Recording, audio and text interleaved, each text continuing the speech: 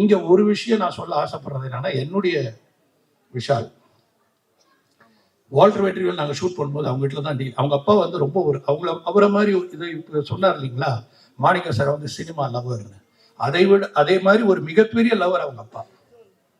அவங்க அப்பா வந்து படம் எடுக்கணும். நான் அப்போ பண்ணும்போதே வால்டர் வெற்றிவேல் எல்லாமே அதை ரீமேக் பண்ணணும், இதை ரீமேக் பண்ணணும், இந்த படம் எப்படி இருக்கணும், அந்த படம் இருக்கணும், அப்படி ஒரு மிகப்பெரிய ரசிகன். அந்த ரசிகனுக்கு பிறந்தவர் எப்படி தப்பாயிடுவாரு?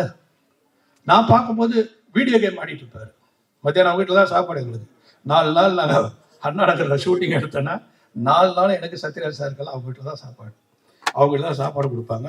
அதை வந்து அந்த அளவுக்கு எங்களுக்கு வந்து தினம் ஒரு டிஷ்ஷஸ், ஒரே அதாவது ரோட்ல ஓடி துரத்திட்டு ஒரு சீன், அந்த மாதிரி ஒரு சீன். ஆனால் அந்த மாதிரி கவனிப்பு அவங்க அம்மா விஷால், அந்த அவங்க அப்பா ஜி.கே. ரெட்டி சார், அவங்கெல்லாம் வந்து ஒரு அந்த மாதிரி ஒரு ஃபேமிலியில பிறந்த ஒரு புள்ள இன்னைக்கு இந்த அளவுக்கு வளர்ந்தது இல்லாமல் ஒரு மேடையும் அப்படியே ஷேக் பண்றாரு.